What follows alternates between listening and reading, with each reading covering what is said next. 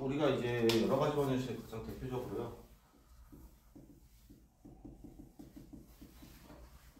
고차 방정식이고 주로 3차야 또는 4차 방정식을 배울 겁니다. 그래서 fx라는 3차식이 는 0이라고 되어 있을 때 등호를 성립하게 하는 애가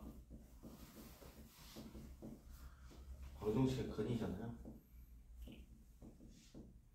그때 3차 방정식의 근의 형태가 어떻게 나오냐면요. 첫 번째,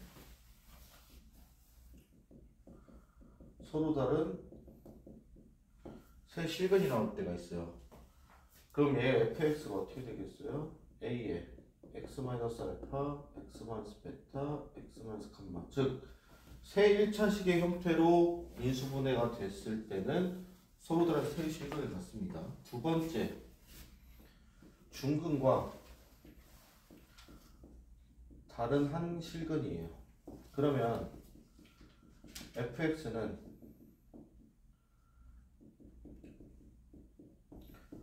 이렇게 식의 형태를 갖겠죠. 왜? 요게 알파라는 한 실근과 베타라는 중복된 근 두 개를 가지니까요. 그래서 중근과 다른 한 실근을 가질 수가 있고, 세 번째,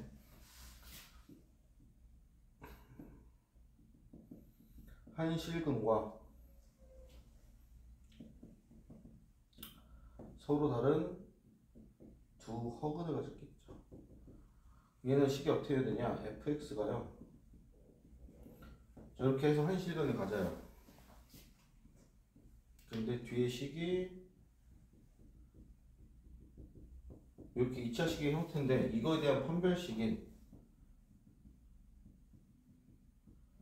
0보다 작을 때입니다. 그래서 3차 같은 경우는 저렇게 세 가지 종류가 있고 마지막 특수한 형태가 있어요.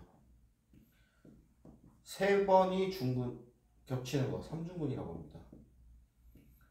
그러면 A에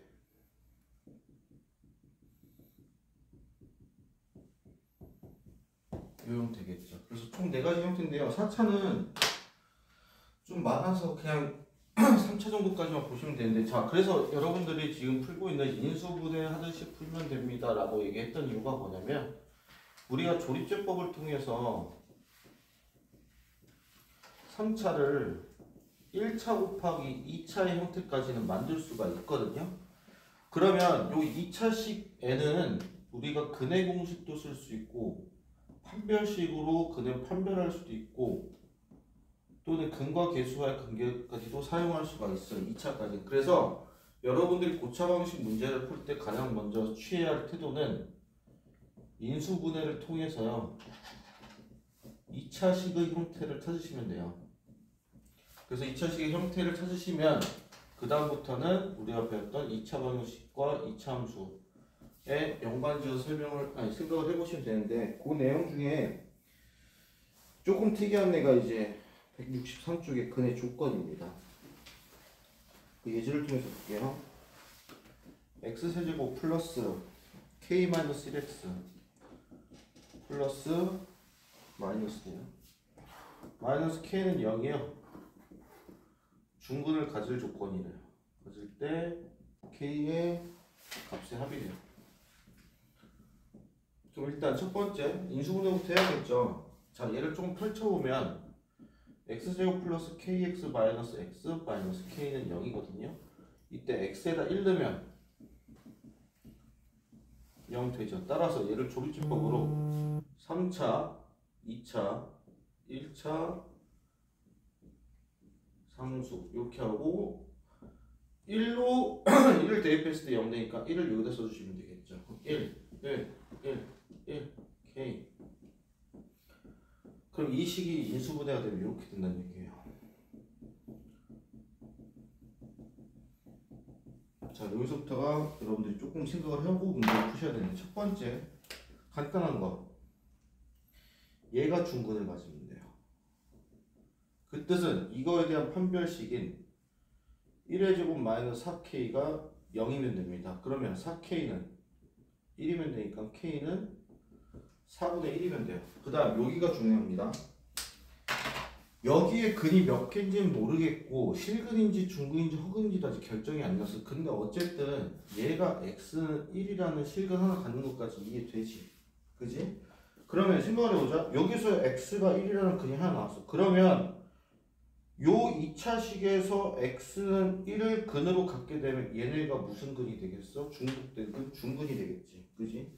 그럼 얘가 1을 갖는다는 얘기는 x제곱 플러스 x 플러스 k는 0이라는 2차식에다가 1을 대입했을 때 0이 돼야 되니까 k는 마이너스 2 이렇게 되겠죠. 그래서 k 값이 될 수 있는 게 이렇게 두 개입니다. 그래서 여러분들이 인수분해까지 해서 2차식의 형태를 뽑은 다음에 근을 구하라고 그러면 마찬가지로 근을 구하시면 되고, 지금처럼 근의 조건을 부여하면요 그 근의 조건에 맞게 생각을 하시되, 중근은 여기서도 중근이 나올 수가 있고 얘와 여기서의 한 근이 중복돼서 중근이 나올 수도 있다까지도 돼서 이렇게 구해주시면 되겠습니다. 나머지는 여러분들이 하실 수 있는 정도 수준이니까 한번 해보시면 되겠어요. 그래서 163초까지 언제까지 푸시냐, 지금부터 내년 숙제는 다 설 이후까지입니다. 그래서 오늘은 어디까지 설명할 거냐면요, 165초까지만 설명을 할게요. 그래서 여러분들이 수업 끝나고까지 어디까지 풀어오시면 되냐, 171까지 풀어오시면 됩니다. 이건 간단하니까 가볍게 들으시면 돼요.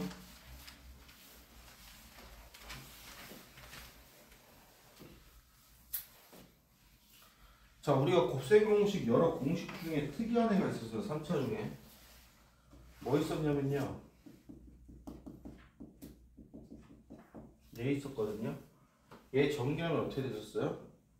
x의 세제곱 플러스 상수항끼리 다 더한 거였어요. 그 다음에 상수항 두 개씩 짝져서 곱한 것들에 더한 것. 그 다음에 상수항끼리 다 곱한 거. 요렇게 했거든요. 근데 얘를 조금 변경해 볼게요.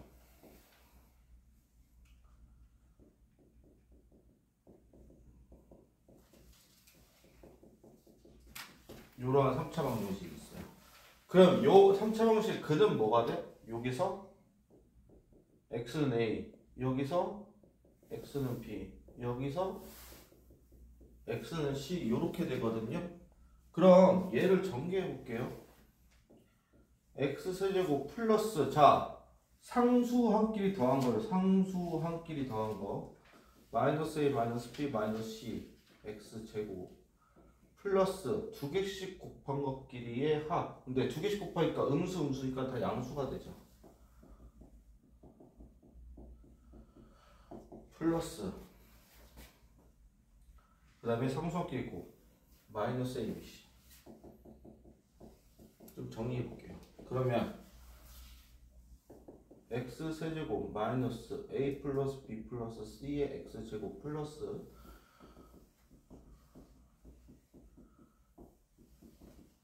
이렇게 돼요. 그러면 3차 방정식의 근계수는 어떻게 설정이 되냐면요, 세 근의 합은요, 세 근의 합이 여기 있죠. 최고점 계수가 1이잖아요. 그러면 마이너스 x세제곱의 계수분의 x제곱의 계수로 구합니다. 그 다음 세 근의 두 개씩 곱의 합은 x세제곱의 계수분해요. x의 계수로 구해요. 세 근의 곱은요, x제곱의 계수 분해, 자, 상수항인데 마이너스가 붙었네요. 마이너스가 없어지겠죠. 그래서 이렇게 구합니다. 근데 우리가 2차 방식의 근계수 구했잖아요. ax제곱 두 근의 합 마이너스 x제곱의 계수분의 x의 계수 두 근의 곱 x제곱의 개수분의 상수항. 이렇게 보이거든요. 그 뜻은 규칙성이 있어요. n차식의 모든 근의 합은요,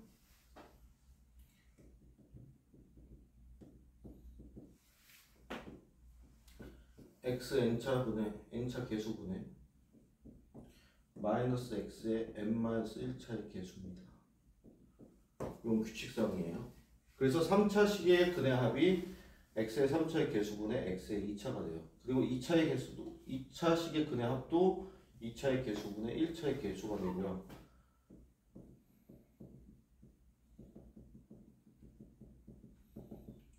x의 n차 개수분의요, 상수항이거든요.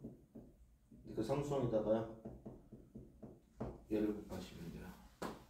그래서 2차는 얘가 플러스가 되니까 그대로인 거고요. 3차는 얘가 마이너스가 되니까 마이너스가 붙은 거예요. 이 정도까지만 알고 계시면 되고, 그래서 이렇게 생각하시면 돼요. 하나씩 더한 것들의 합은 최고차가 그 밑에 차, 그 다음에 3개 중에 2개씩 묶은 거는 그 다음 차, 그리고 3개 묶은 거는 그 다음 차. 이렇게 생각하시면 됩니다. 그래서 여기까지는 외워주시는 게 좋아요. 3차 방정식까지는.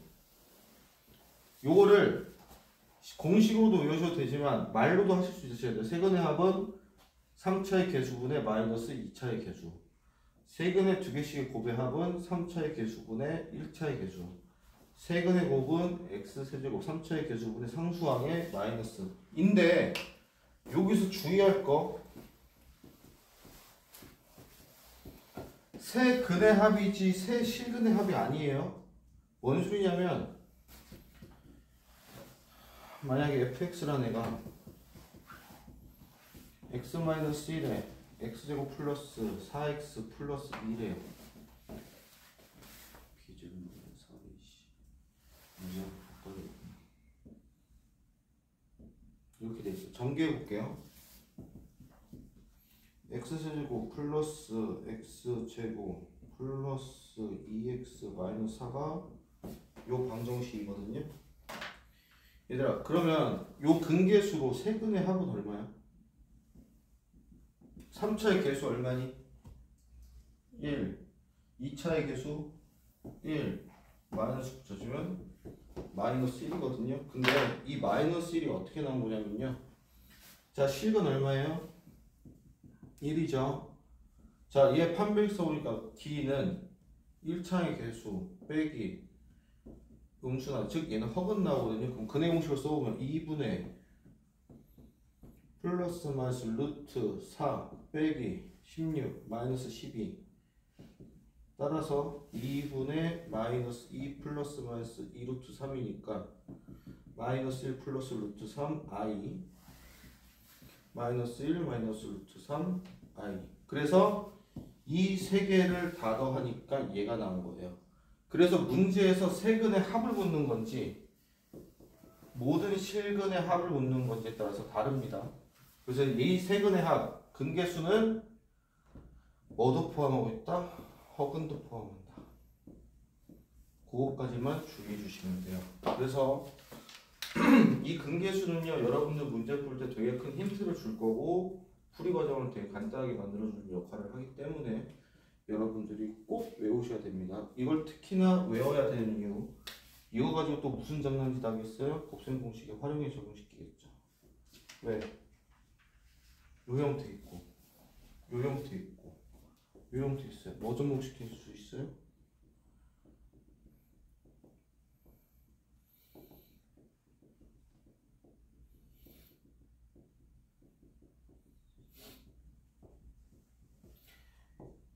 얘를 구하기 위해서 다 줬죠. 얘도 요 두 개의 변형으로 구할 수 있습니다. 그래서 곱셈 공식의 활용이 적극적으로 활용되는 게 3차 방정식의 근계수니까 얘까지는 외우셔야 돼요. 4차까지는 굳이 지금은 외우실 필요는 없지만 2차와 3차의 근계수는 꼭 외워주시길 바라겠습니다. 그래서 일단 채점을 받으실 분들은 163까지 풀고 채점을 받으시고요.